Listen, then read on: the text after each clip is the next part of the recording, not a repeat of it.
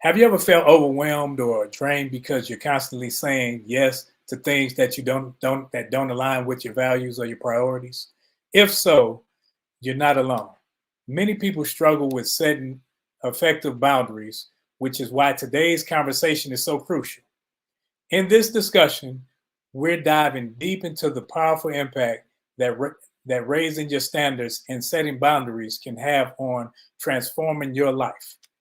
We'll explore why boundaries are essential, how they are directly tied to your self respect, and most importantly, we'll provide you with practical examples and actionable steps you can start implementing right away. Make sure you watch the entire program because we're not just talking theory here.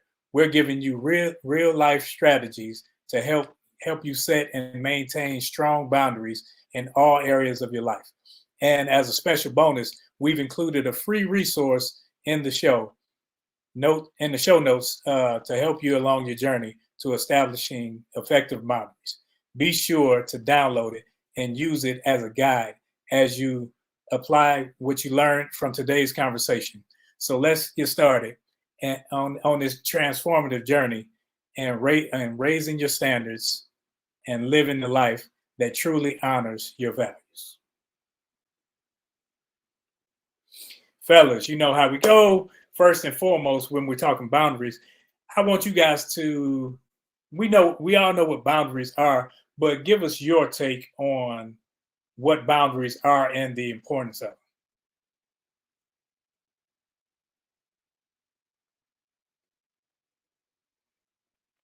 Since Coach is on here, I keep up our Sunday standard, and I'll go first. um, so boundaries. Uh, Boundaries are our. I start off by saying it's our personal preferences, right? Uh, Things that rules or limitations that we set in our space. One to to help keep us comfortable in our spaces of relationships, and also to keep the respect level uh, there. When we don't set boundaries, we tend to get hurt, and we tend to break bonds and ruin friendships and relationships because of something that we find disrespectful. But if those boundaries are not set, uh, how am I supposed to know the things that you personally find disrespectful or uncomfortable in your space? I don't think we live in a day and age anymore to where, for the most part, we're taught the same things growing up. I noticed like there's certain things that I learned growing up that some people don't find respectful or disrespectful or what have you. Like at work, working in customer service, I ask for your paperwork or whatever, and I reach my hand out and you put it on the counter. I'm not gonna put it back in your hand. That's, but it's like certain things like that I believe that are not being taught more. We were taught that those small things are a level of respect and interactions. But so with that said, we have to set these boundaries so that those who we are in relationship and dealing with understand what we find as respect and disrespect. Um, I so boundaries are interesting. First of all, can you guys hear me? Okay, you know how it is with these hotel internets. Um, so boundaries are an interesting thing. I think in our lack of understanding, what we tend to do is we tend to use boundaries as a thing to where I use against somebody else, right? So my boundary does not allow you to do this to me. And so, in essence, we'll go around life thinking that my boundary is more so like a fence, which I will touch here in a second. It's more so of a fence to keep people out. But in essence, it's more of a fence to protect what is in.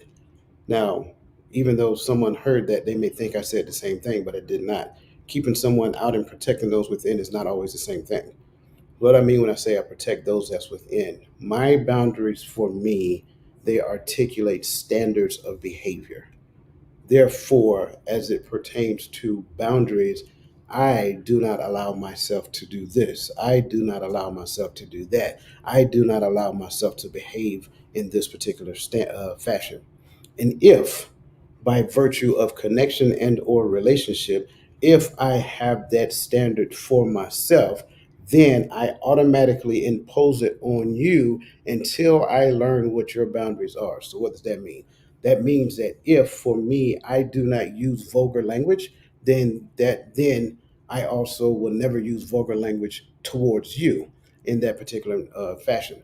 So it also is a metric for me to develop and grow, and it helps me to understand how I move and behave within this space. I tend to use the mantra of my boundaries, my yard, my work. It is no one else's responsibility to do work in my yard. Therefore, boundaries identify for me the things that I need to do to continue to improve my behavior characteristics, standards, and things of that nature. So boundaries itself, it's it's a interesting thing. And if we do not have a clear understanding of number one, what boundaries are, and how I actually implement them in our life, we would take it and turn it around and use it in the wrong direction, and we will use it kind of like a shotgun pointed at somebody else. So boundaries. You said we usually take. I think I'm gonna paraphrase. To that we're looking at keeping others out, right? I'll say, in when we don't know, when we're in a kind of like an immature state, we use it as a defensive mechanism. It Mhm. doesn't. It's kind of like me teaching somebody how to treat me. I don't teach anybody how to treat me. I have a boundary that's established in my life. Therefore, because of that, I actually I do certain things within myself based upon what I observe in the environment. So I'm not teaching anybody how to do anything. But what I am doing is I'm removing myself from situations because the only person I can control is me. Hmm.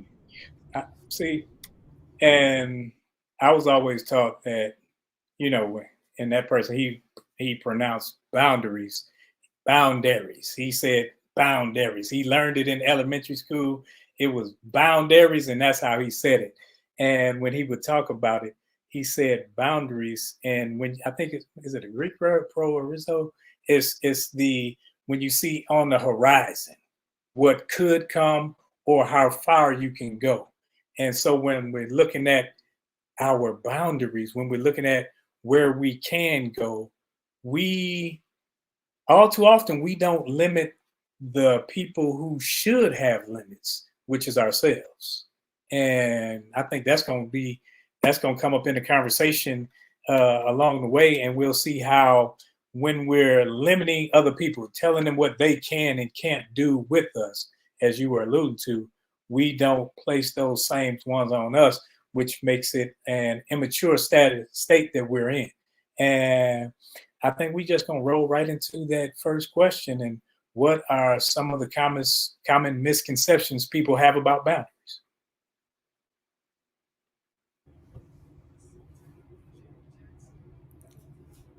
For me, one of the ones I hear often is, you know, when people hear or see people that have boundaries, is that it's all about trauma or it's all about hurt. Um,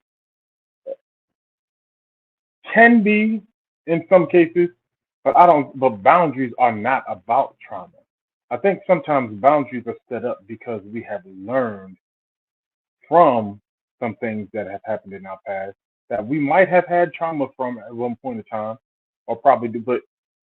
But I believe that it comes sometimes from a learning experience. The older you are, sometimes I believe the less things you allow in your space, right? So when I hear common misconceptions, that's the first thing that comes to my mind. Is like, oh, you hurt somebody, hurt you. Oh, no, no, I don't want to be hurt, or I don't want these things around me. I don't want this type of behavior around my kids. I don't accept this. I don't. You're not going. I'm not going to do business with somebody. Like, these are the boundaries that I set that allows me to move forward and pursue that which I have set before me.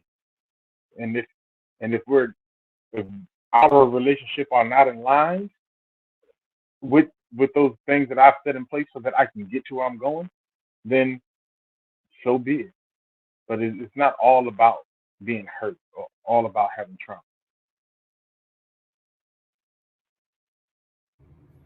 I think one of the biggest, one of the most common misconceptions people have about boundaries is that everybody have them. I think as adults, it makes sense that we have boundaries, but most people, in especially in their young adult years, they don't necessarily know anything about boundaries because, in essence, nobody ever gave them a real um, give them any detailed information in the space of relationships. So when it comes down to it, I think a lot of times they believe that boundaries automatically happen when I get into a relationship because you got yours and I may not have thought about mine in detail, but because you have boundaries or whatever that may, it's just going to automatically happen. Um, but no, it is something that you have to learn. Not only is it something that you have to learn, it is something that you have to implement, and it's also something that you have to practice when it comes down to it. I have to put them in place. I need to understand exactly what they are. I need to be ready to stand in. I need to be standing in preparation to defend them whenever they're violated, and I also need to adjust them according to the status of said relationship. So the common misconception is that everybody has boundaries. Do we Can I automatically add? come? Wait, I got you, Gabby. Do we automatically come with boundary, or are they something that's trained or developed along the way? Sounds like in a perfect world, the answer to both of those questions are yes. In a perfect world. But in the world that we live in, the answers to both of those questions is no, right? No one's training, no one's teaching, and no one's automatically implementing. Now, going back to the perfect world scenario, as I am growing up in my young adolescent years, those boundaries are taught to me in the interaction with other people. You know, me and little Jimmy on the playground, whatever the case may be, there should be some boundaries that are being taught at a younger age. Then, as I get older, those boundaries are being taught and explained and teach me how to implement them, so forth and so on, right? Even through everything that you go through as a young teenager, especially when you start looking at the relationships that you start developing, especially the ones that fail. Right? What do your boundaries teach you in the space of a failed relationship? To go around blaming everybody else that the relationship failed?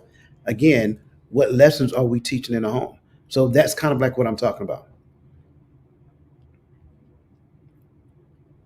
Yeah, similar answer to that question. I think boundaries should be taught uh, in parenting, right? Um, I send my kids to school. Don't let no little kid hit you, or don't let don't this. You know, we have those things we teach our kids, and they should be healthy, right? They shouldn't. Sometimes we teach toxic boundaries that create toxic behavior. You know, I don't talk to no little bad kids. Well, how do you determine what kid is bad? You know, is that up to me, or are you going to tell me how every kid is bad because of the things you don't like? Do I get that you know, and that creates sometimes a shutdown in children because they think anybody who don't behave how my mama told me to behave is bad. You know, so there, I think that there are levels of boundaries, not that are automatic, but that ought to be taught at home as you're growing up. And then as you grow up, those things that you were taught, those boundaries you were taught to have evolve because you learn in relationships with people. You learn in communication with people how these things. Maybe I'm a little harsh over here, or maybe I'm a little lax over here. I need to not. I need to draw the line on this one right here, and be you know. There's some things that maybe I should just hold everyone toe the line in my face. I shouldn't get into this type of relationship with this type of person. So I learned some of these things along the way, but the core baseline of my boundaries ought to be taught to me in the home as I'm coming up. And I love that because I was thinking about that because I know having daughters early, there were certain things that I had to teach my daughters about. Hey, no, you ain't sitting on a man lap. You ain't doing certain things. You know, close your legs when you're sitting with a dress. You start off small when they're young so that you continue to teach as they grow. So when you see pitfalls that you may have fallen into, you can teach about that. You can talk about that. That way they can, because everyone will make their own decisions in life. But as you go along, the more information that you have, the better it is for you to make uh, the best choices for your life. And that's why boundaries is one of those things where when we were coming up, you were taught about, they were going to school, they do little things. I remember in elementary school, they had a situation where the teacher would send you to the bathroom or something, and a stranger would come and say, "Hey, your mother told me to come and pick you up." While you already taught, hey, don't go with strangers, don't go with strangers. And that was a boundary. If I don't know you, I don't care if you say you know my mother, you know my father. That's not the boundary that was taught to me. That's not the premise of someone that knows that I know that I can actually go home with. And that was one of those things that during the elementary learning, we were taught. Okay, we're going to question 2. How can you understand? Oh, I'm sorry. How can understanding the true purpose of boundaries help us align our actions and decisions with our core values and life goals? That's a mouthful.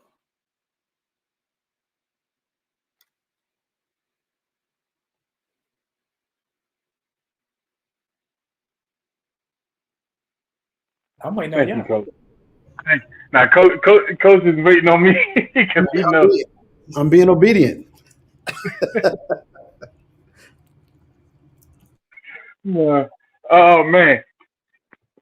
So Coach said something uh, that maybe we knew, maybe we didn't know, but it definitely jumped out when he said it. That boundaries are to protect what's within, right?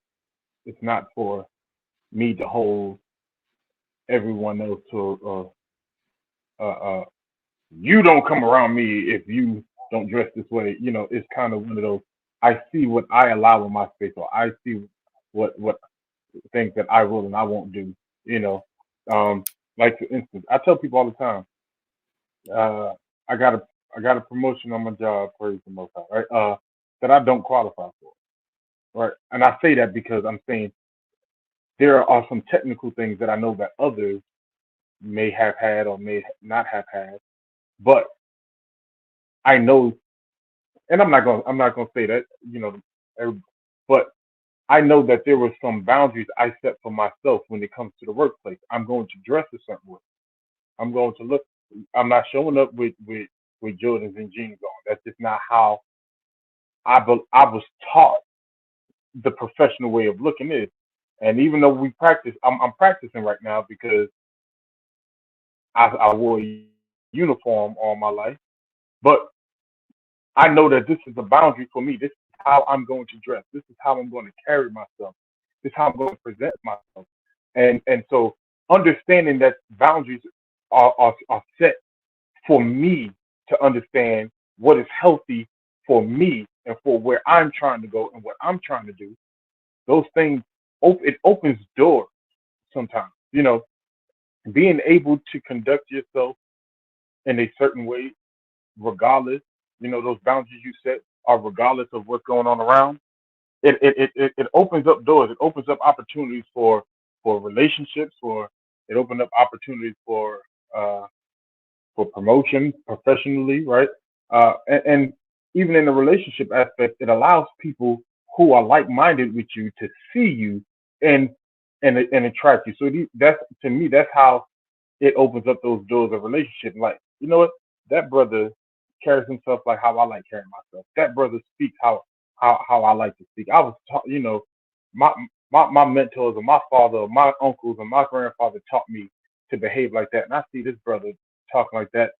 I found a friend, or I found someone that I let me see. Let me talk to this brother and see what we got here. We might have a bond that we can build. I like that. I really do. I think to this question, as it pertains to understanding the true purpose of boundaries, is just like understanding the true purpose of anything. Um, we all know it oh so well in our community because we have this tool that has been used for years as a multifunctional tool, but that tool only has one purpose. And that tool has been used as a screwdriver, it has been used as a crowbar, it has been used as all different types of things. You name it, that's the first thing we pull out. And everybody who heard me say these things, we automatically know that that tool is called a butter knife. But the purpose of that butter knife is one purpose and one purpose only: to spread butter. So every other way that we use it, we are abusing the butter knife. So when we use that butter knife as a screwdriver, as a crowbar, any where it's abuse. So when it comes down to the purpose of boundaries, understanding how and what boundaries are used for helps us to use them in the right way so that I can properly align this thing here, this exoskeleton with the inward man. That's the sole purpose of my boundaries from start. And when I can do that, or the closer I get with doing that, then that helps to validate, solidify, and strengthen relationships that I have with other people. But it requires me to get this thing here, this thing on the outside of me, in line with the thing that's on the inside of me. Because the thing that's on the inside of me desire to do the will of the Father. The thing that on the outside of me decides to do the will of the world. So boundaries, right? When we understand those purposes, when we understand the purpose, it helps me to get this thing in line with the internal man. But when we don't understand, just like the butter knife, we abuse it. So then we start using it against people. It almost becomes like a weapon we throw at people. I don't let people in my space who don't do this. You don't have to, if you don't do this, if you don't behave like this, you can't come around me. No, that's wrong. Again, your boundaries are for you to strengthen yourself, to straighten yourself up. Another person's character will show you whether or not you can be around them or not. I don't have to be malicious toward them. I can just create space between them. So that's the thing. Understanding the purpose of boundary helps me to behave in such a way that shows that I belong to my Father. I love it because what you did, you ran right where I was going because we were going to bring up Miss Verlene McCoy's question. Is boundaries another way of saying a person to not be bothered or has a limit to their time? Because when we're looking at what you said, if I put up a fence, I'm responsible for the fence. Some people say, well, I'm responsible for my side of the fence. No, I'm responsible for the fence. That means what I allow in and what I give pushed out. Because whatever I allow someone to do to me, if I allow it, but yet I have a fence up, the fence is why have a fence? Why have a boundary if you're going to consistently allow what you say you aren't allowing into your space?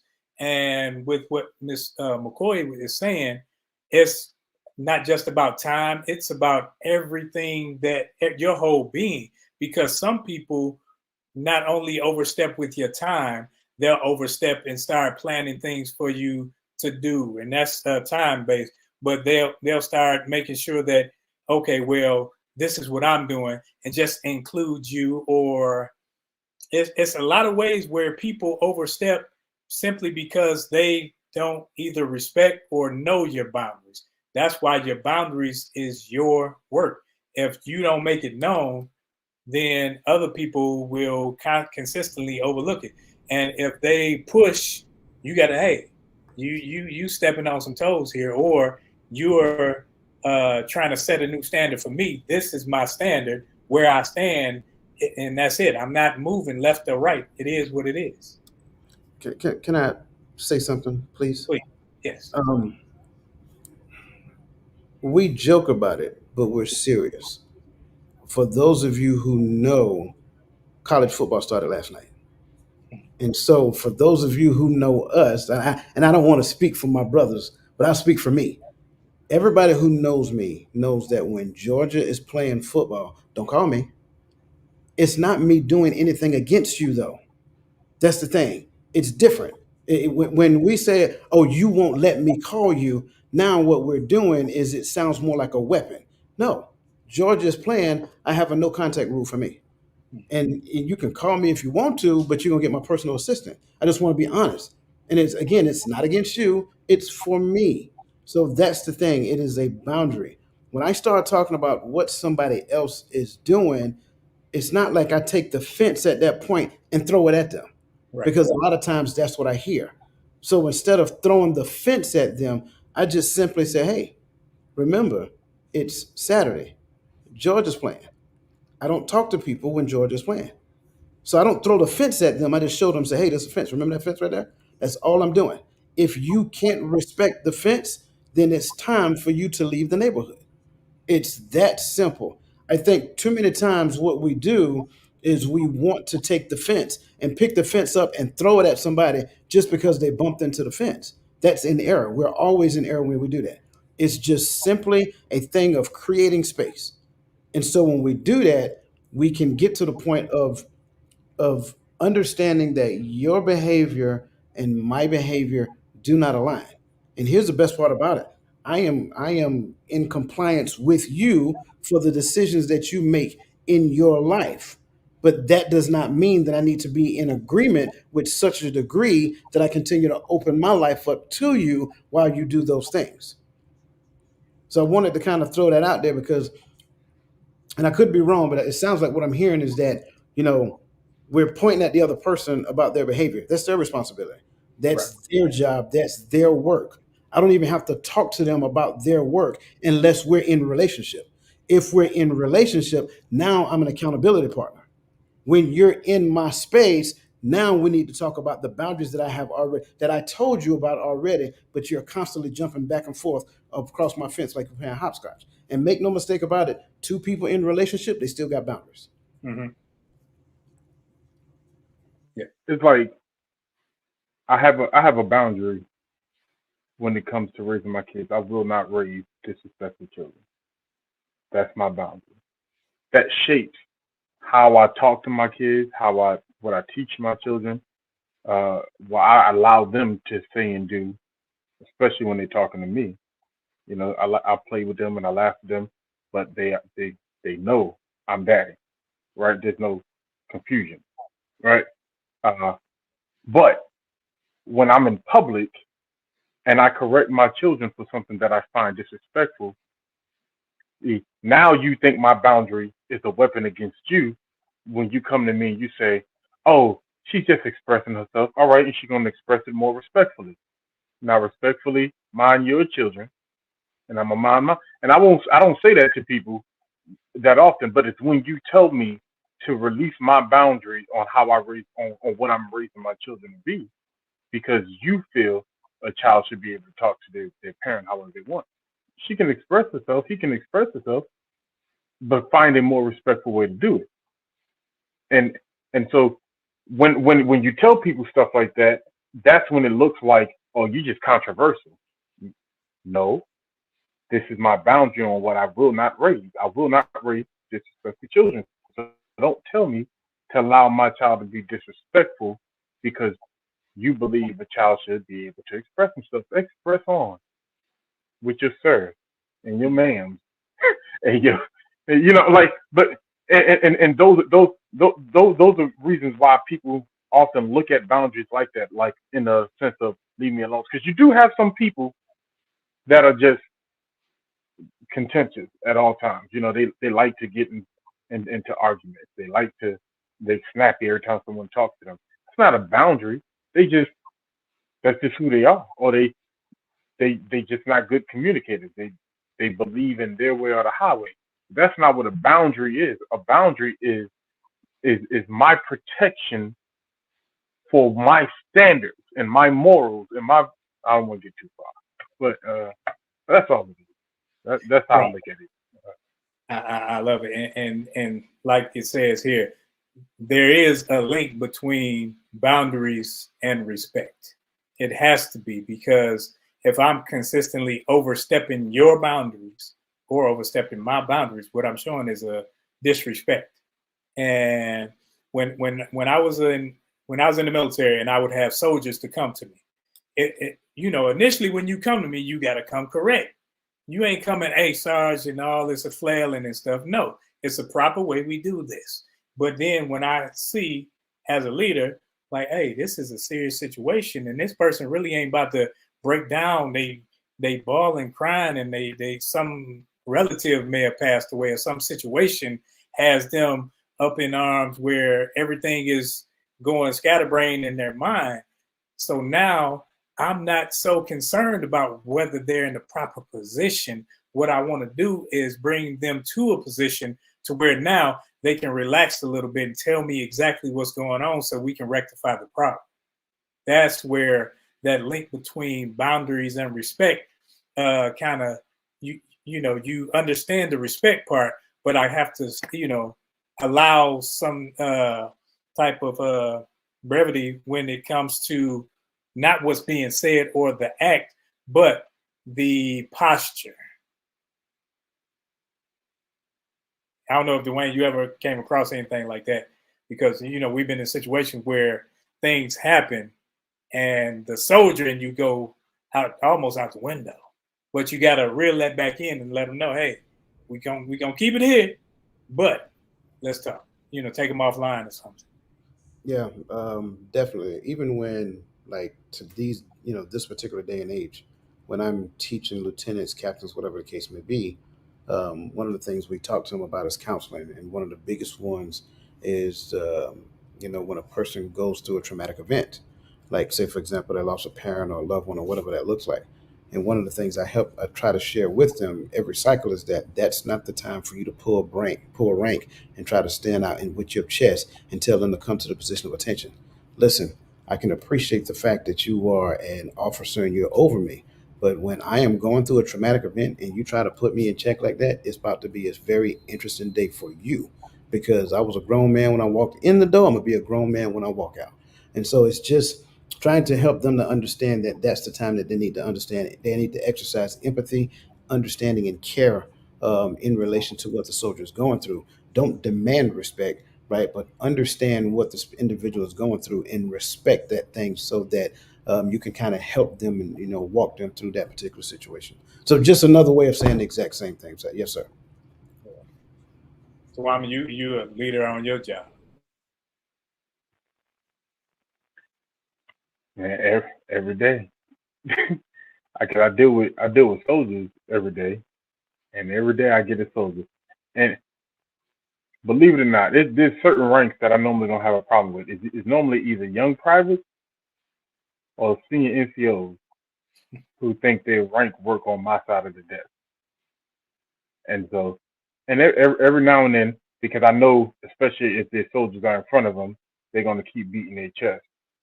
So every now and then, I do have to go, hey, son, let me holler at you, because the conversation I want to have is not going to go down the lines of professionalism. So let's talk on the side. So, and that what that does, at least for me, it gives me a chance to put myself back in check to the boundaries of who I say I'm going to be. So when we See, step aside, I tell myself to calm down. I like that when we talk about military, but everybody's on here not in the military, and we all know we have some family members, and I can say like some parents, some cool aunties, some cool uncles that will sit up and overstep and say, and think that, oh, since you're their child or whatever, that they can just do whatever. Whatever.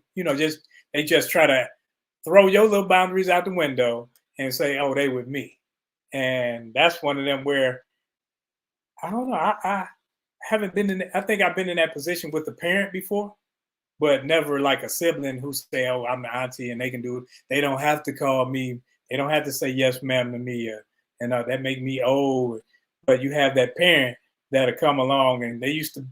I can't say it. That's why they kick my.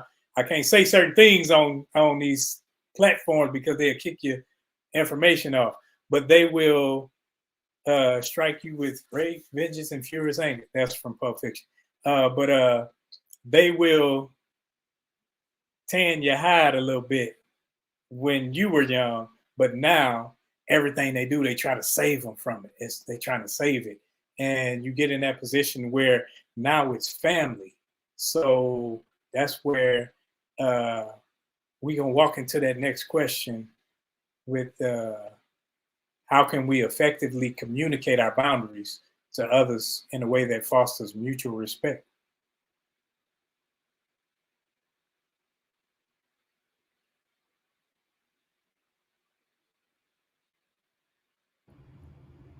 Let's hear from Coach. How with Which one? this one, Which one? how can we communicate our boundaries? Okay. Gotcha. Okay. Um, Assertively. I think a lot of times because we exist in a space to where I have to be super concerned about how someone else feels. A lot of times, what we do is we take that concern, and I want you to listen closely to what it is I'm saying, and don't assume I'm saying one thing over the other. I have to consider the fact that you may assume a thing before I'm finished saying what it is that I want to say, or establishing a boundary, or articulating to you what my boundaries look like, whatever that looks like. It's not saying that we express them maliciously. Let's move the extremes off the table. We're not talking maliciously, and we're not talking extreme versions of passivity. Okay? But it's almost like people today have to walk on eggshells to have an honest conversation with somebody else. In fact, to be honest, run the risk of damaging another person's feelings because their ego really stands in between me and that other person. So a lot of times what ends up happening is that people fear expressing their boundaries to somebody else because the response may be that, oh, well, if this is the case, then what is it that you're really trying to say? No, I'm telling you what my boundary is. That's it. There is no secondary or tertiary effects behind it. I am just telling you what my boundary look like. This is a remote, nothing more, nothing less. Don't add to, don't take away. This is all it is. And I think the issue is that because we live in a world to where assertive communication is only talked about but not expressed, then it is very difficult to effectively communicate our boundaries in a way that fosters mutual respect. It is okay to be direct with adult human beings. I want to say that part again. I want to say it loud for the person in the back because it's almost like you have to talk to adults like they're children these days. It is okay to be direct with an adult human being.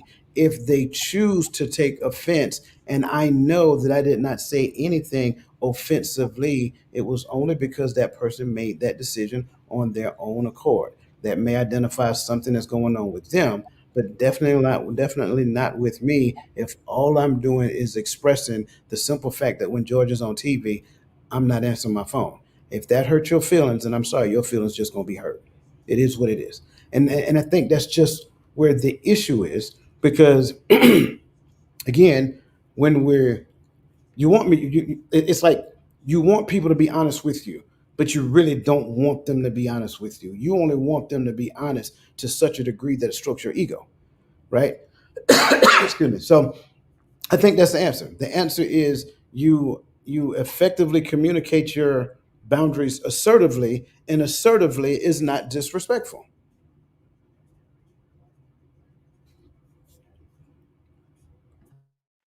Um, yeah, this is why we try to go before the wordsmith over there. Now, because now, because sometimes his sounds so good, you forgot what yours was. You think yours was what he said, and you're like, yeah, yeah, I'm gonna reset now.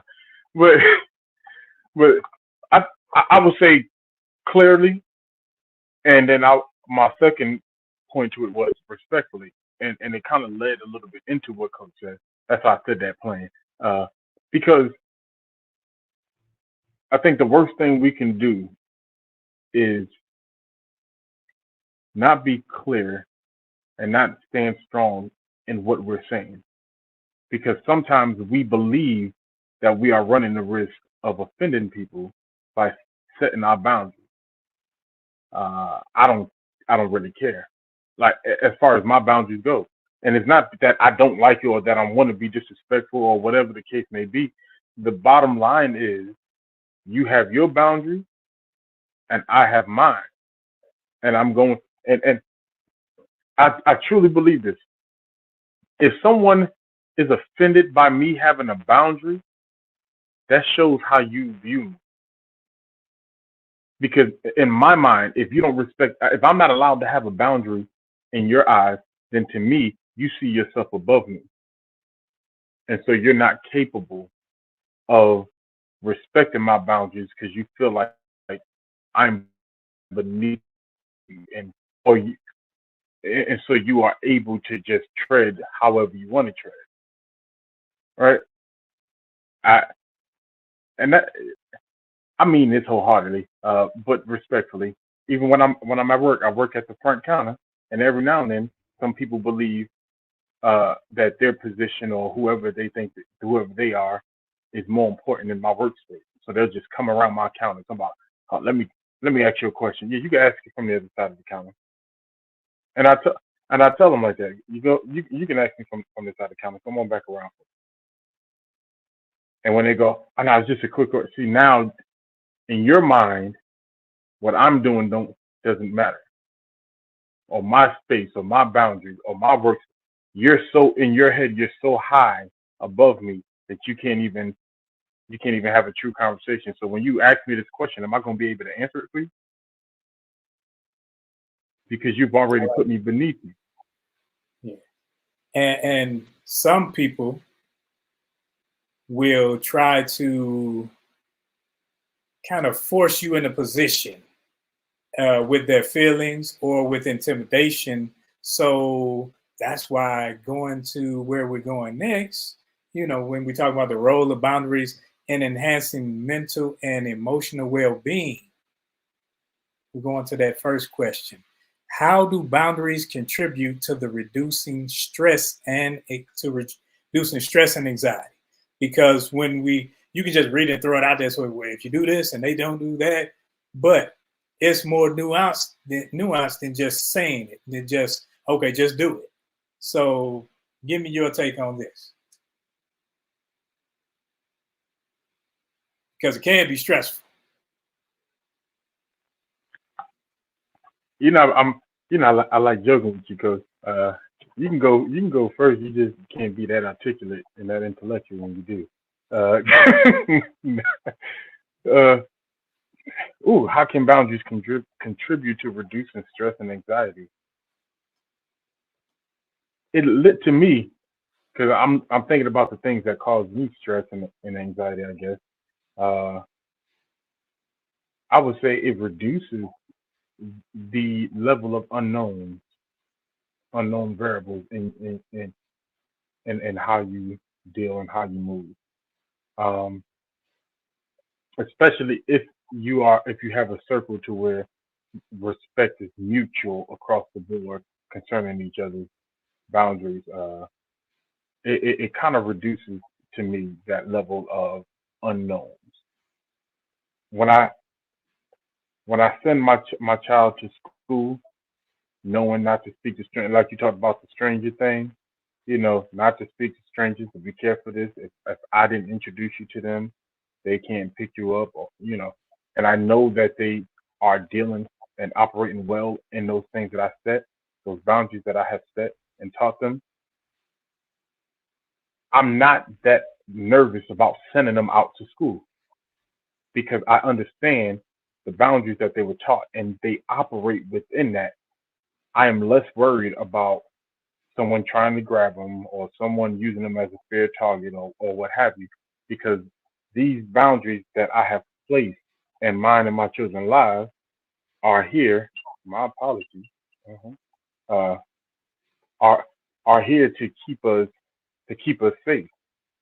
They're here to keep us protected. So that's how I look at it when I hear this question, to reduce stress and anxiety, keeps me from unknown variables. I love it. I love it. When it comes to boundaries help me to relinquish this thing called control. A lot of times we stress over things because we cannot control the outcome. Anxiety is simply a concern about an unwanted future event.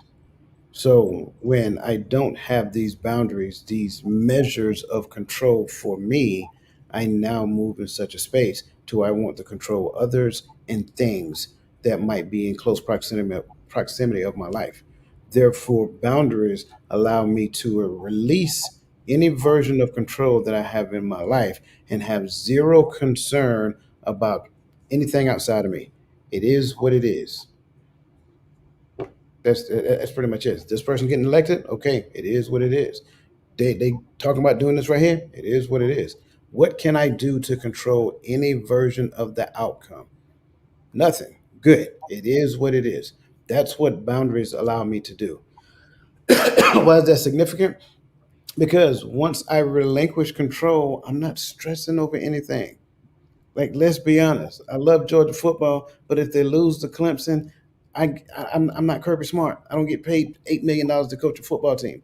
It is what it is. I'm gonna be a little disappointed for about 30 whole seconds, but then I'm gonna move on. Now, people who know me know I shut down for the rest of the day. Don't call me, don't text me, no nothing.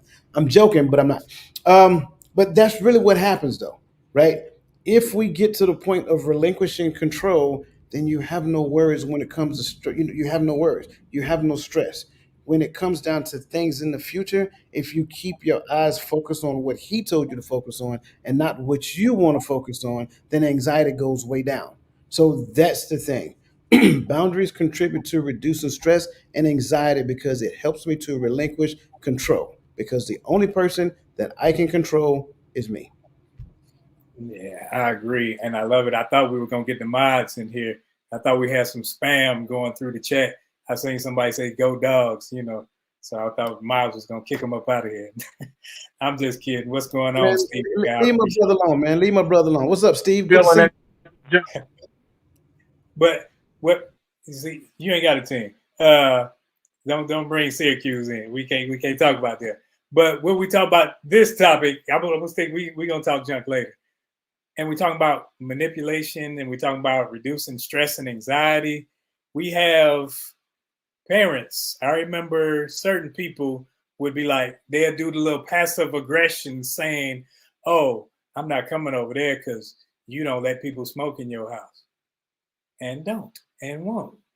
So what's the problem? I mean, so passive aggressions. Some people will allow that to say, "Well, I want them to see their grandkids, and I want them to see the kids, and all this other stuff," and then they will go off and tear their boundary down and allow that stuff to happen in their house because they're afraid to stand on their boundaries because it hurts someone else's feelings. I think when your boundaries are set, it's not a concern about someone else's feelings because it's not for them to prosper. It's for them not to inflict anything on you.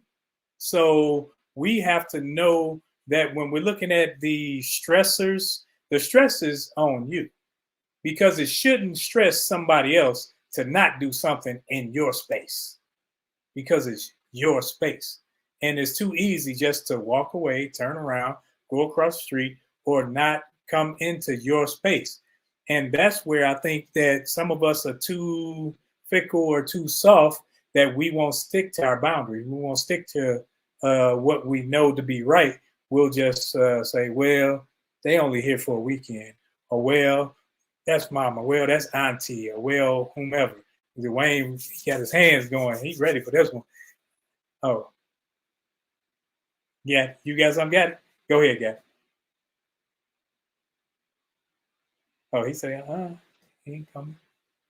But yeah. So, and we also have manipulation from spouse, either side, where we will you'll have a boundary, and yet they keep chopping at it. They keep chopping at that wood, trying. I know I ain't called you that. Life did. No, I'm just kidding. But It'd be on the slant. Oh my goodness. Hey, so shout out to Steve, man. Good to see you, brother. Always good to see you. And as you already know, man, you're welcome to this channel every time you show up because you're a dog fan. Now, but seriously, I got love for that brother, man. We go way back. Adrian, I think this is an awesome question, but in the context of the question, I already gave you the answer. I don't establish boundaries for people. I establish boundaries for myself. That's the why. The reason why I feel that way is because I'm really trying to control somebody else by putting boundaries on that person. That's why you feel that way. It's overwhelming to control something outside of yourself.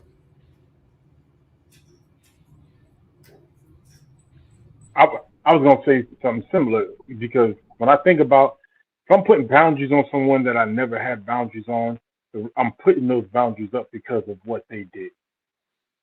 And so in my mind, they're going to take it as if I'm targeting them with this new boundary. Well, probably because I am. Um, so I will go back. I will go back and look at my purpose of setting that specific boundary. You know, am I doing it to keep that person from doing this thing, or is it because here's the thing: some people just might annoy us with this one thing. Roland gets hyper annoyed if he hears chewing or rattling or tapping or any if he hear anything other than the sound that in his head. I'm messing with him, but not you know because he do have his tick. Now, if he said, "Yeah, I have a boundary. People who got ADD can't be around me. If you tap, you can't be around me." I'm like, "Wait, I tap. You set that boundary up specifically to control me, to keep me from having tics. I don't know if I have ADHD, but I do know I have to hear noise, or my anxiety gonna go through the roof. Uh, but that's me, and I can't be mad at other people because they like sound. And you get what I'm saying? So it go back and look and say, am I doing this because I'm targeting and that's why it's affecting me, or is it really something that I need to establish in my life? That's why I'm setting these boundaries. Now, I think as we learn and grow. As we learn and grow, we tend to have more boundaries. We tend to have more limits of what we will take, what we will allow, and what we will give. So, whereas when you were younger and the family think you were in the military, so you rich and you just giving. So now it's like, hey, you got it. I may have it, but I have plans for it. So when you set a boundary for self, it's not for anybody else. I'm not setting a boundary saying I'm not giving a specific person this money because I have to have I have a heart and I acknowledge that certain things may trump what I'm thinking right now, what I'm trying to do if it's an emergency. But that's what an emergency fund is for. But I'm like I think Coach said, the boundary is for me. So I'm not setting the boundary to offend you. I'm setting it to keep my headspace correct and to keep me elevated to where I'm trying to go. Because if I'm trying to be a certain type of individual and I have certain standards now, whereas no, I probably didn't have them back then, but now I do, I can't allow you to confront me and put me back in a space that I left. See, when they do that, then they're saying they aren't ready for me to move for them. But if I'm the person that's moving forward, I'm moving for me. So if they can't understand that, that's where I know we aren't necessarily in this relationship together because you want me to move how you want me to move. So when you allow people to manipulate you, that's an immaturity on your part as well because you're succumbing to the pressures of other people when they don't live for you and you don't live for them. Let me, if I may, um, because I want to make sure that it's clear to everybody. Boundaries are for me. It's for it is what I have established in my life, and they give me my left and right limits of behavior. For the people that I am in a relationship with, their boundaries look very similar to mine. So I don't have to put boundaries on Roland or Gaddy or whatever the case may be because of twofold. Number one, that's not my job. My job is not to put boundaries on them. And number two, they understand boundaries, they respect boundaries, their boundaries look similar to mine.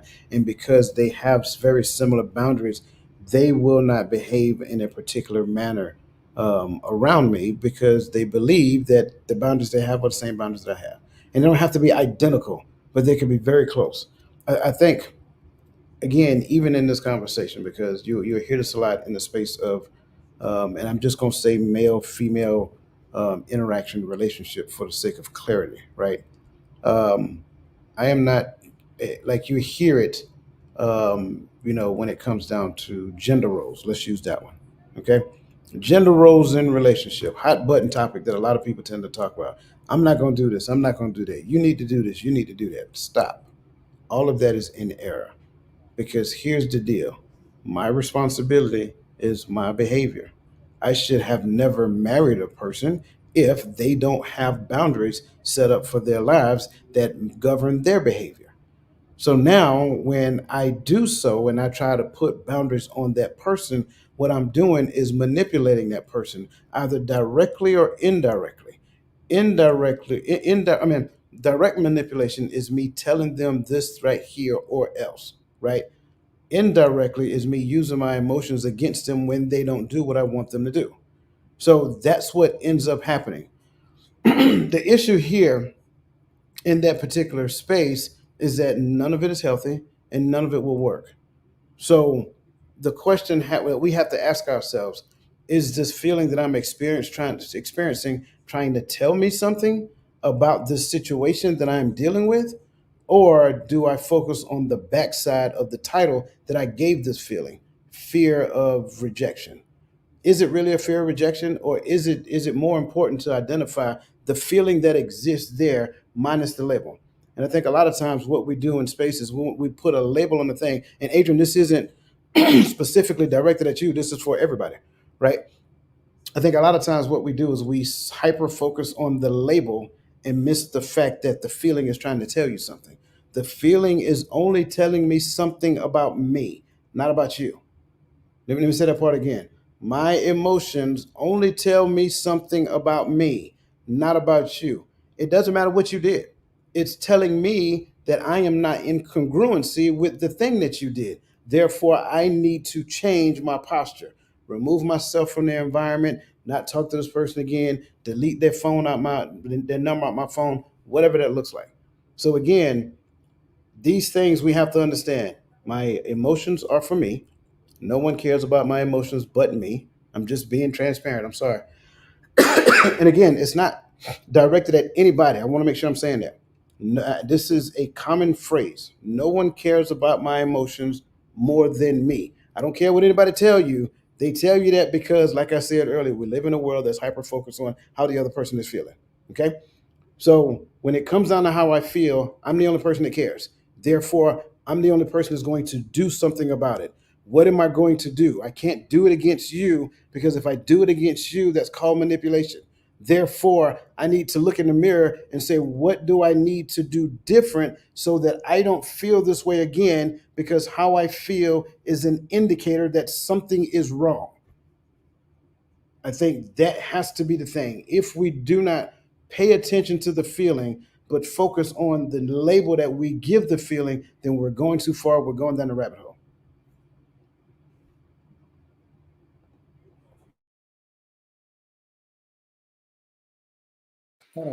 Okay, there we go. The next question is: what are the signs that indicate a lack of boundaries is negatively affecting your emotional well-being? And that's exactly where you were going. So I don't know if you want to continue to push there and answer this question, or there you go, Gaddy. We're giving you this. You got it. Oh, I was taking it anyway. I was just gonna talk. No, sorry, because I know this one right here. He gonna come with it. So mm, I'm gonna read it again because I'm making sure I'm answering it right. I'm thinking right. What are the signs that indicate that a lack of boundaries is negatively affecting your emotional well-being? Well, when you're constantly being when your emotional balance is constantly off because of what's going on in your life. Sometimes we look at life, we're like, why is my life in turmoil? Why are things spiraling out of control?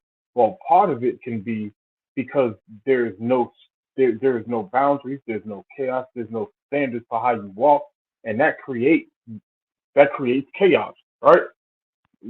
When we talk about He's not the author of confusion. Well, he also said all things in decency and in order. That's because he's not the author of confusion. If you do things in decency and in order, if you have an order set for your life, a boundary set for your life, it'll keep chaos at bay. Not that things won't arise in your life, not that things won't pop up, but when you always in your emotional high because this is going on, I got this going on, I got this going on. Oh my God, how did this happen? Oh, how did I forget about this? How did I slip this? And it's like, how do I get a handle on my life? You have to set some controls in your life. You have to set some boundaries in your life that helps you operate in a certain way, right? So like I can't be like, how did my bills get out of control? And I have no way of tracking what I paid and what I still need to pay before I went on this shopping spree. Well, you didn't set yourself a boundary for your life financially. And now I'm on this emotional high because I don't know how I'm gonna pay these bills, how these kids gonna eat. I know y'all remember the old sayings, right? But a lot of times now, some of us we're living better than how Mama lived, and we still crying the same cry that Mama cried. How we gonna pay these bills? How to keep these bill collectors off our tail? Well, we have to set up some boundaries on how we will and will not handle our finances, and that'll keep you from the chaos. And so for me, when that's how I look at it. If I can't balance and regulate my emotions because there's so much going on in my life, maybe there's a lack of balance. Maybe there's a lack of standard.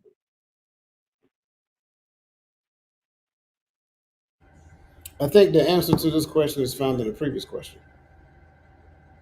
When you look at the lack of boundaries and how is it negatively affecting my emotional well-being, well, the previous question talked about stress and anxiety. There it is. When I don't have boundaries, I will experience stress and anxiety because I'm trying to control people, control situations, and so forth and so on. Definitely. And I think part of that it can show in low self esteem.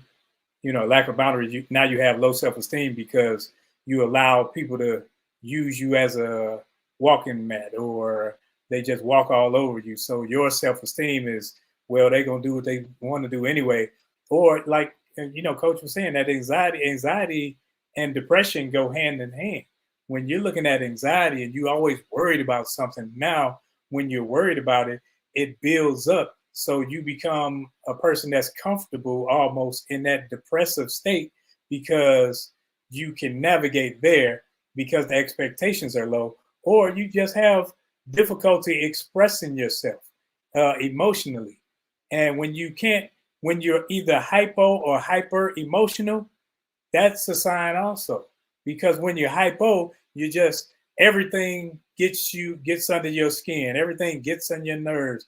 Whatever another person does, it just blows you up. Or it's the where nothing matters, where it's almost like, man, are you emu? Like nothing matters at all. So you tend to think like, man, why is it a cloud over your head all of the time? And some of us may get to the point that we're people pleasers, where we don't have boundaries. We didn't set boundaries. So anytime someone calls you, oh, I got to do this. Oh, I got to. Now you're wearing yourself thin and you're running around town for everyone else instead of accomplishing the things that you need to do because you didn't set boundaries. You didn't say, hey, when George is on, don't call my phone talking about what happened on this and that and the other.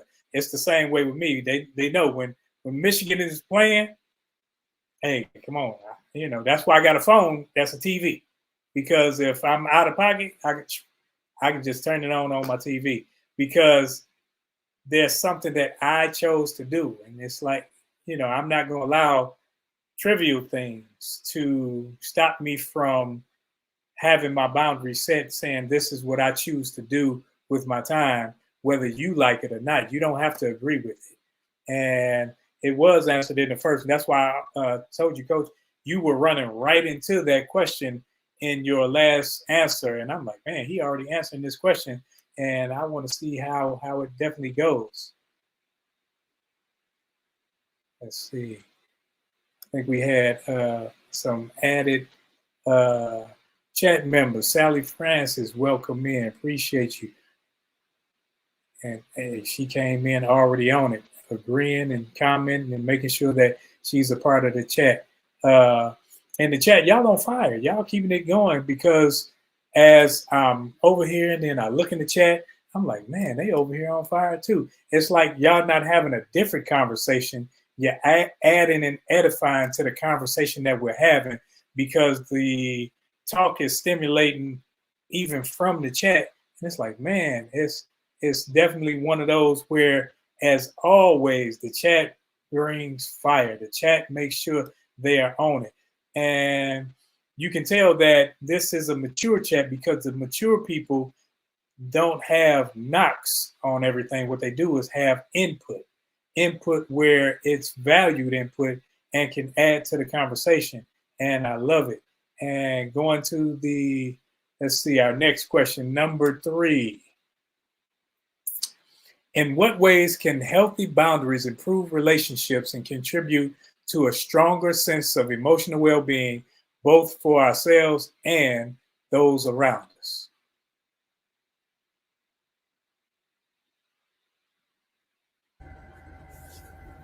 You want me to go? You want me to go first on this? All right, I got to make sure I'm clear to go. In what ways can healthy boundaries improve relationships? First and foremost, I want to go back to where I started from. Boundaries give me the blueprint on how I need to behave. Therefore, if I have a clear understanding of how I am to govern myself, right? Again, my boundaries, my yard, my work. If I have a clear depiction of how I am to govern myself, and this person that I'm in a relationship with, they have a clear understanding of how they are to govern themselves, then there is no possibility of us intentionally or maliciously disrespecting one another because boundaries are rooted in respect. First, respect for self, first, then respect for others. So the respect that I give comes from the well of the respect that I possess. So in that space, in that area of clear understanding of self governance, now self governance actually drives the way that we relate to one another. That being said, you now have an environment that is free of manipulation, it is free of control, it is free of stress, it is free of anxiety. And when you find yourself existing in an environment that is free of all of the things that causes you to sickness and dis-ease, then the relationship itself can flourish because it is now rooted in good ground.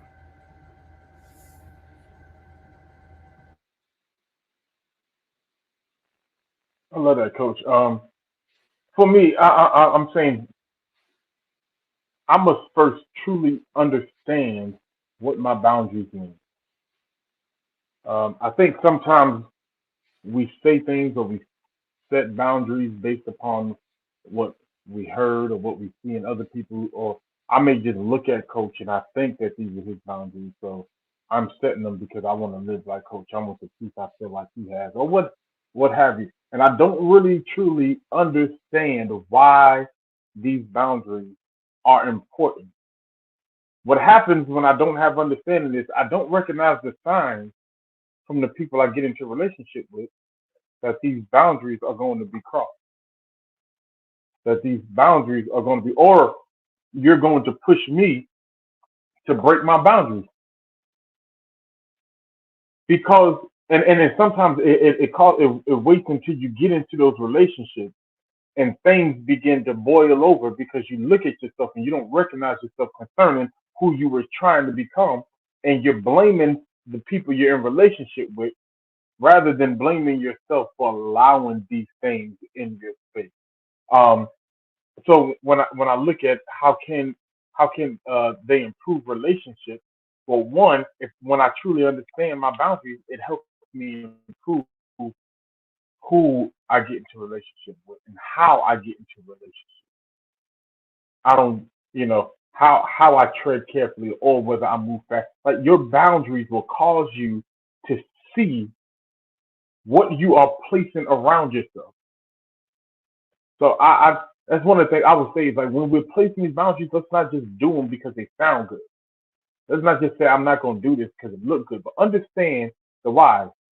When I say I'm following the word of the Most High, so one of my boundaries is I don't, I'm not going to eat pork, and I don't want, I'm not going to touch the carcass of it. Why? Because somebody told me that it's not good, or because I understand why the Father told us to stay away from it, and that'll cause me to not only will it cause me to have understanding, but it'll help my ability to be consistent and dedicated to these things because of my understanding. That's See, and I like that you went there because I'm one where if I have a conviction, it's my conviction. So what I won't do is push my conviction on someone else so that they have to live it out. Like, like I know me and you, we ain't eating no pork. Too easy. But I'm not up here tripping. If I see somebody else eating pork, I'm not, oh, look at you, you this, that, and the other. And hey, it is what it is.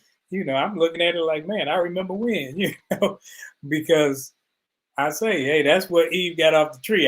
That's what I say, and that's what I'm sticking to it because bacon that's that fruit for me. But I think that when we're looking at the healthy boundaries and how they can improve our relationships, it allows people to know where you stand, know what you'll stand for, and also know that that's like when I used to go home all the time because of my past, they knew that I didn't do and I wasn't doing any drugs, anything. So they'll be passing this, puff pass or whatever. Then they'll be like, oh, Ro, don't do that. I don't have to I don't have to justify anything. They understand that's a boundary I have. You do what you do. It's not what I want for my life. And I'm not judging you in that. And that's what people would, when they respect your boundary, it's a healthy boundary for me because there's no peer pressure. There's no anxiety. Oh, I might want to do. No, because I understand that the people that I allow in my space are people that's going to respect my boundaries, going to respect my fences that I've built up. Now, um, another perspective of looking at the same thing, because I don't place people into place. I want to make sure I'm saying that. I do hear that a lot. You put people. No, you don't. You don't put people anywhere because of what you just now said. Like they have their own decisions to make for their life. I respect whatever decision that they make, so I don't place them anywhere.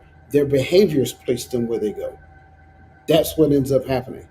When I say that I place people in certain positions, it gives the impression that I get to manipulate them to be what I want.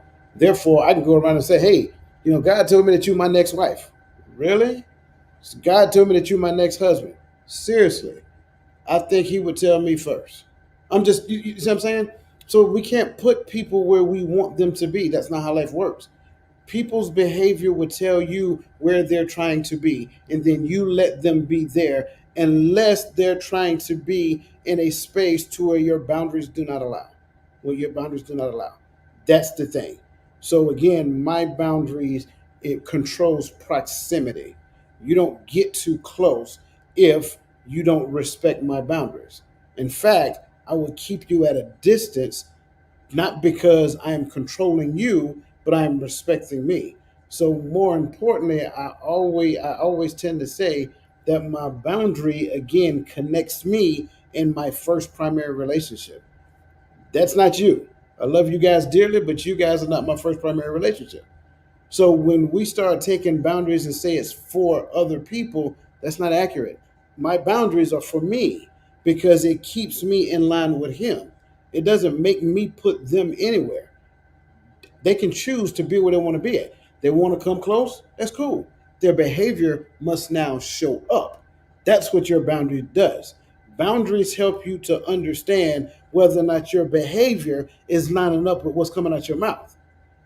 Once you see your own behavior in relation to what it is you're saying, now have a decision to make. Am I going to be the authentic version of myself and make my behavior line up with what I say, or am I just going to say what I want people to hear and then do what I want to do, and at the end of the day, give them time and space to figure it out? So that's the thing. Boundaries are for me to learn about me, not to use against people. They got their own boundaries they're trying to figure out. And most of them can't figure it out because they've never heard of it before or no one ever taught them how to use it. So what you have is you have boundless existence between people, and when there is no law in a land, it is chaos.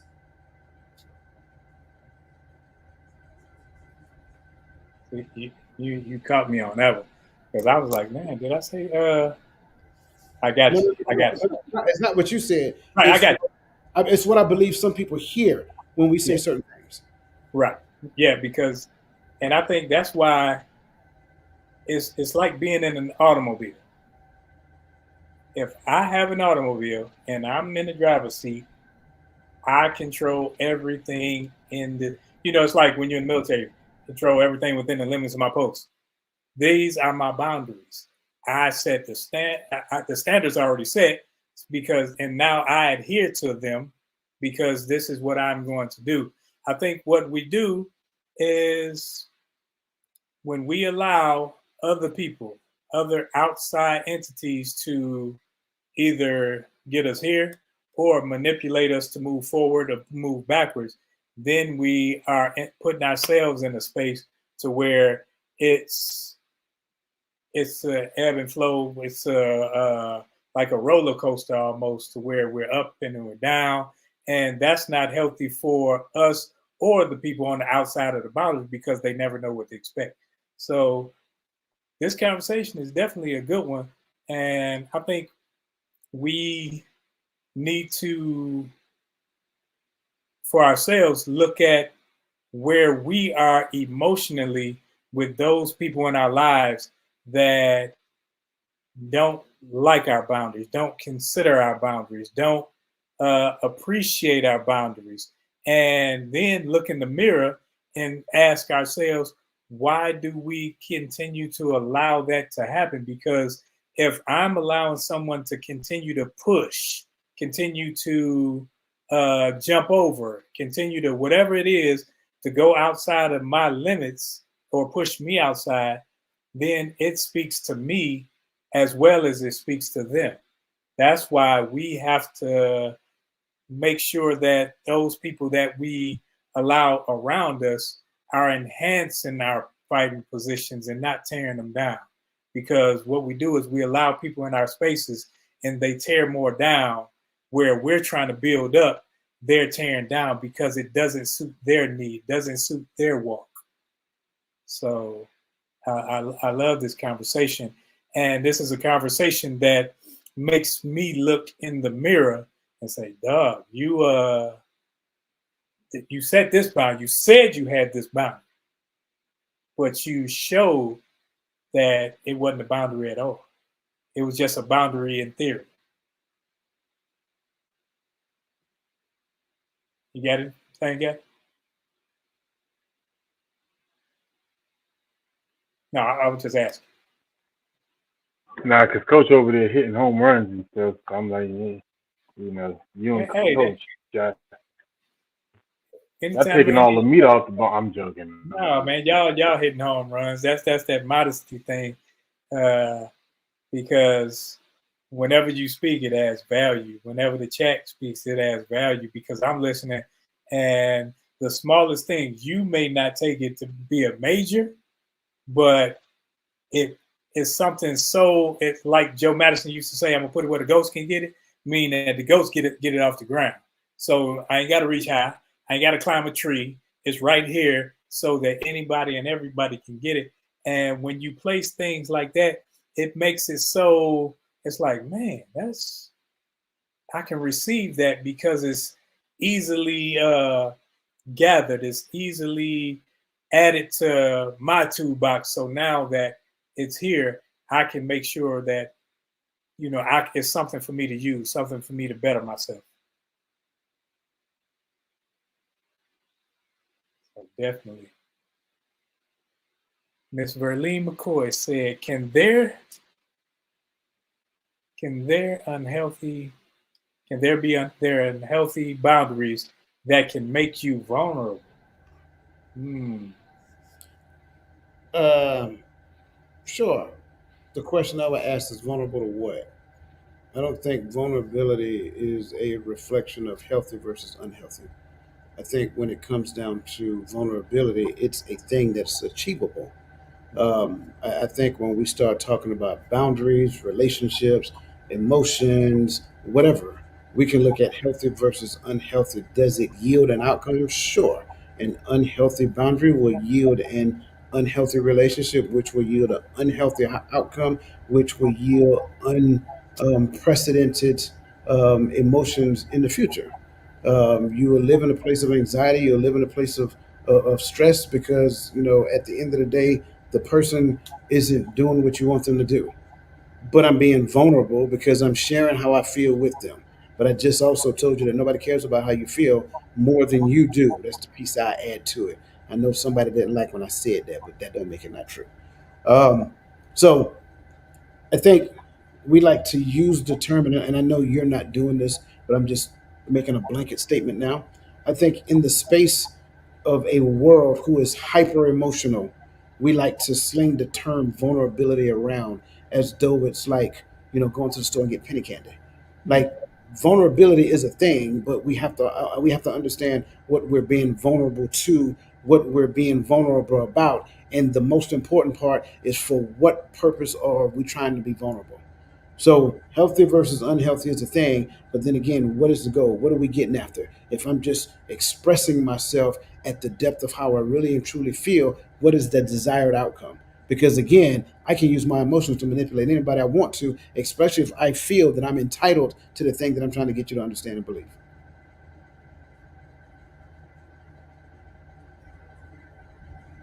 Absolutely. I'm gonna say yes, um,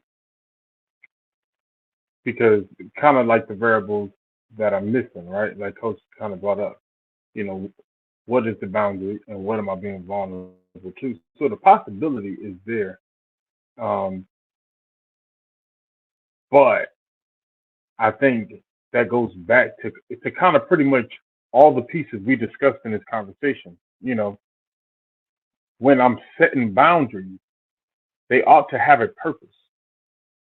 I shouldn't be setting boundaries just because I don't want to be bothered, kind of like what we brought up earlier in the conversation, right?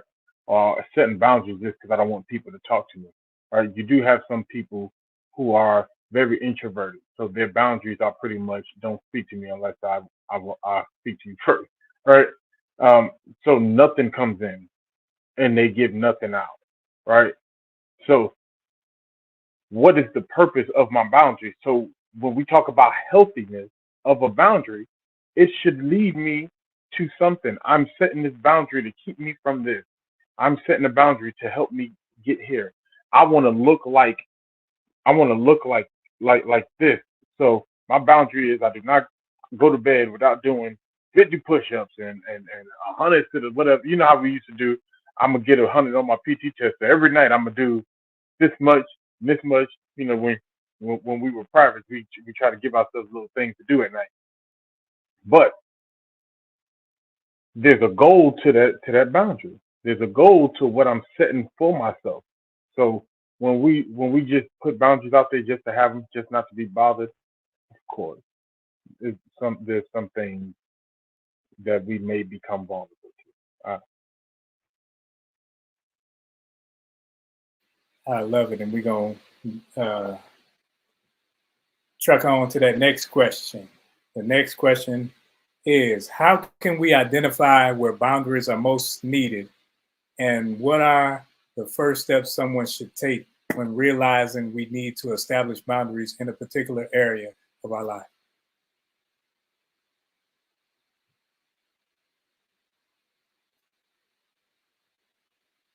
He said he throwing it to you. Yeah, my bad. I'm reading it over, right? Because how can we identify where boundaries are most needed, right? Um, where's the most friction in my life, or where am I, where am I not successful at, right? The thing that I want to do, or I want to accomplish, or I want to get to, that I never got to. Those things are just left out there, and there's a lot left to be desired. There may be some boundaries that are necessary. Um, the first step, I would say, is that identifying it, right? Identifying that I need to set some boundaries up. I have I have goals. I'm in school. I'm trying to learn. I'm just using it as an example, right? I'm in school and I'm trying to get this degree, this master's or whatever by this time frame. Maybe the boundaries need to be I'm not going to have phone conversations with everybody under the sun after this time. This is the time frame I'm cutting my phone off. Do not disturb D&D, and I'm going to study.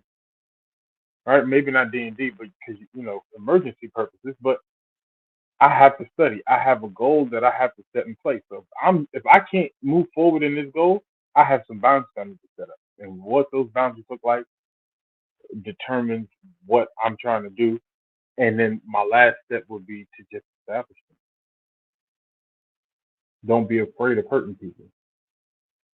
If people like Coach said, if you're mad because I'm studying or because I'm watching the game, that sounds like a you problem. And not to be mean when I say that, but I I've already made it clear that this is what I'm going to do.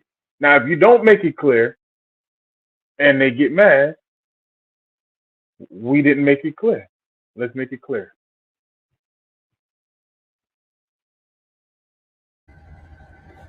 Yeah, I say take a look at a house. I will start there.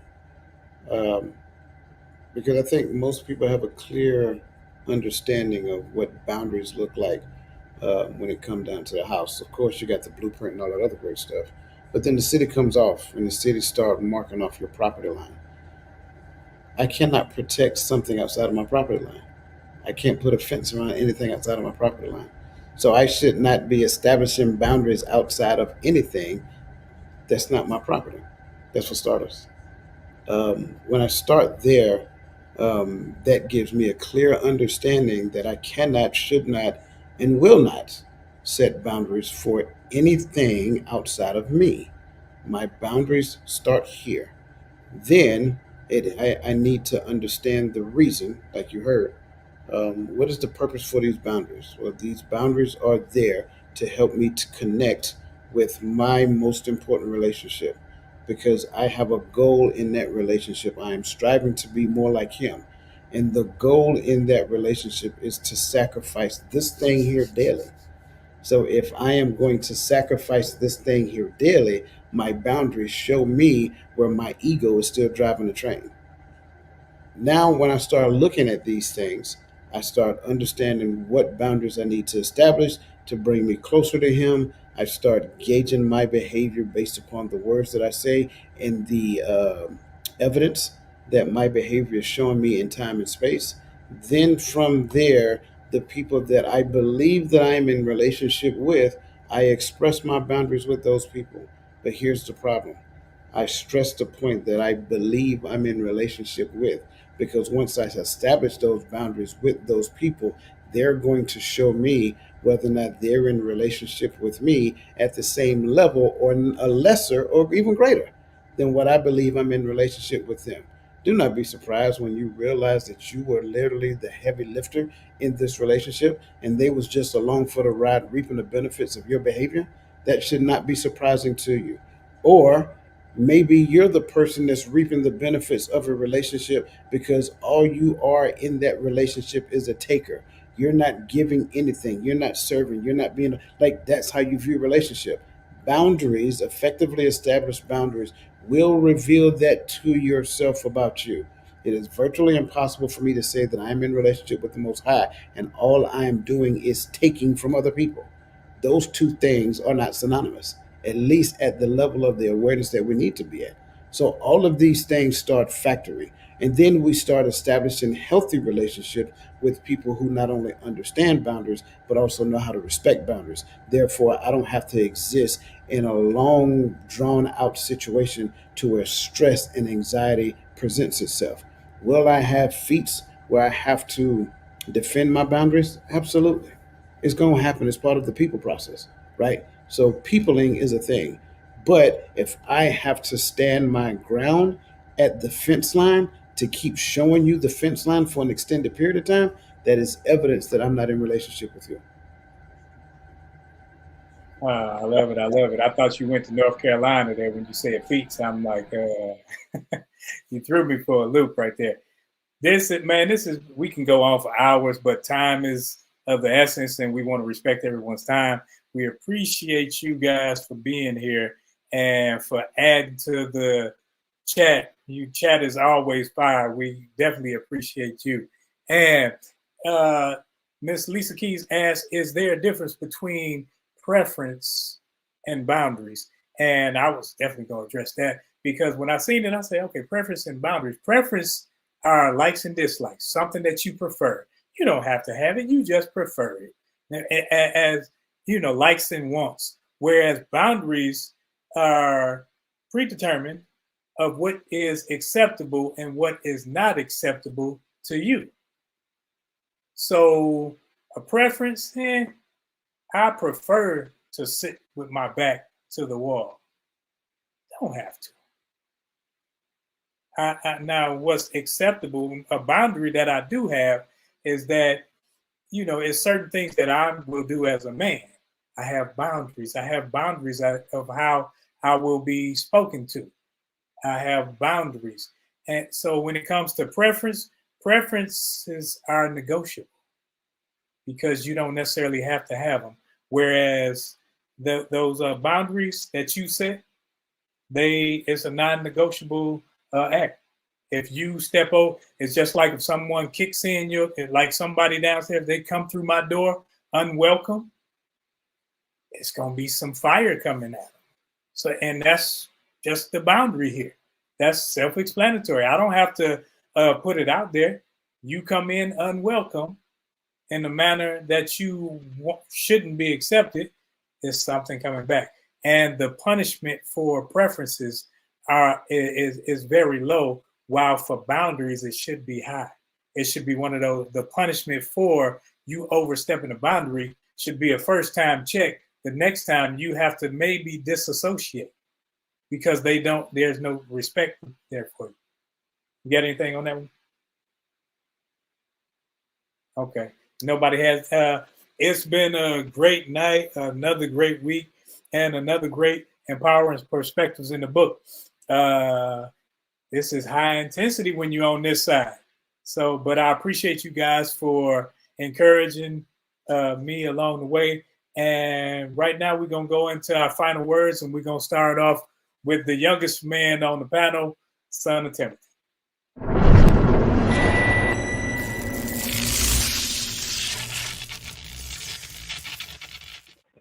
Right. My apologies.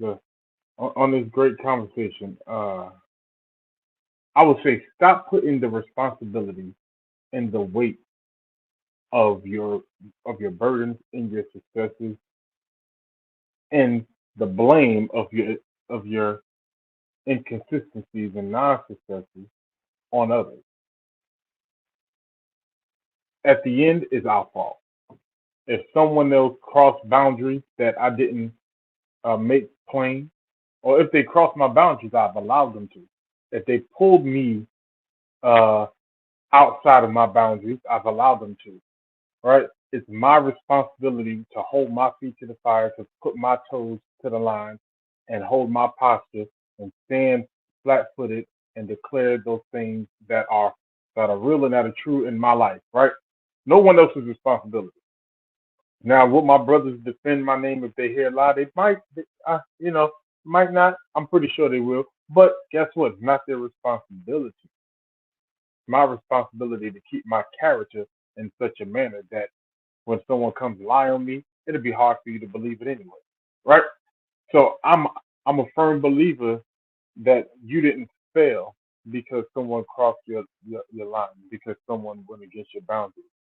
You failed because you allow it to deter you. So stand strong, love, blessings, and peace out. First and foremost, I want to say good job to Brother Roland. I know that it's a little different. It's a little different being in the driver's seat on a Friday night. And there's a lot of moving parts, but I think he did a fantastic job. In this conversation, if you guys know me, you know boundaries is my talking point. I love talking about boundaries, um, simply because at the end of the day, most of us, most adults, don't understand boundaries, and it's very interesting the conversations that I have with people in relation to them. And so all I tend to do is ask questions. And I ask them a question about what they're trying to articulate their boundaries to be. And lo and behold, by the time I get to the second question, it crumbles. Because at the end of the day, those were never boundaries. Those were something that I put in place and they were like traps. And you didn't even realize that they were traps. So I like the fact that Brother Gaddy went with the responsibility because that's exactly where I was going to go. We exist in a world to where everybody feels entitled to have a thing that they don't do anything to deserve. They don't do anything to earn it. There's only one gift that matters. And unfortunately, we don't pay a lot of attention collectively in this world on that one gift, and that gift is salvation. Other than that, once we get in that relationship, there's a lot of work that must be done. It's my responsibility to do my own work. Once I say, well, you did this and you did that to me, now we need to understand exactly what we're talking about. There are instances, I'm just being transparent, there are instances when a person does a thing to you. But why don't I be an adult and have the adult conversation with that person? Because puts me in a position of power to go behind that person. I'm sorry, to go behind that person and talk about them. That's what kids do. We got to stop doing that. Here's the deal: boundaries help us to be relational by governing me first, and then I can see whether or not you're governing you. Therefore, we can now be in relationship. If you're not governing you, I don't make the decision to be in relationship with you. It's that simple. I can be cordial, I can say hi and bye and all that other great stuff, but to seek to be in relationship, I am now putting myself in a situation that is compromising not only to my own integrity, but to the one that I claim to be in relationship. And it might just be by virtue of that, I may not have the relationship with him that I think I do.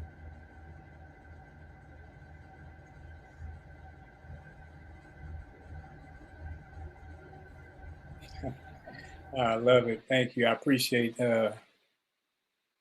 everything that was said right there. And I can't say anything to add to that, but when the Most High made Adam and then Eve, he placed them in a garden and he gave them responsibilities. They were in a boundary, they had parameters.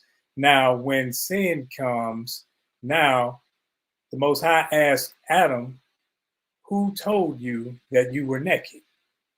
See, when you're naked, you're exposed. When you're naked, you're vulnerable. When you're naked, you know that you've done wrong and you've allowed or you've stepped over a boundary that was placed on your life.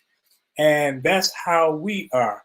We're like Adam. And the Most High didn't just kick him out of the garden and leave him helpless, but he continued to follow and continue to guide. He continued to give new sets of boundaries because now sin has entered the world, and now he knows that they have a propensity to go towards that. So now he says, okay, these are your new boundaries. If you do what I said to do my commandments, do what I said to do, blessings will come. If you do the opposite, curses will come. And life is plain and simple as that. And that's how it works out. So when you find yourself making boundaries and other people don't want to go along with your boundaries that are healthy boundaries for you, now you have to identify who they are, what they bring to the table, and the limits that now you want to place on them, and how far away from you may want to place them.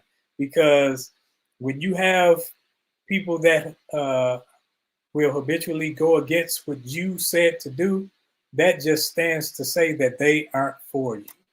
And sometimes it may hurt because of the relational value that you see they bring to you. But sometimes it may be a wake-up call to that person to say, okay, I understand now that this is something that I thought was trivial, but it hurts them when I overstep. It offends them when I overstep. And that's how you deem that respect. That's how you build that it's not a selfishness, but it's something within intestinal fortitude, to where now it's not a cockiness, but it's something that says, I stand on this and that's it. And they accept it or not, but you stand firm. I appreciate you guys for being here. We as a panel, we definitely love coming here each and every Friday night. And you can also see us, see Coach and Unc on Tuesdays. They come on Tuesdays with the Coach's Corner. You can see us on Fridays here. You can see us there. Join us Sunday on TikTok, 11:30. I messed up on TikTok, and Coach had to let me know. And when I went to change it, TikTok was already taking it off because I had said something. They took it off the thing anyway. So, but we are a community of like-minded believers, learning one another and growing with one another. So join in, and your voice, whether it's audible or via these chat rooms, is definitely needed and necessary for our growth. So we appreciate you. We love you. And we look forward to seeing you on the next go around Sunday morning, 11 o'clock on TikTok. Y'all have a good one.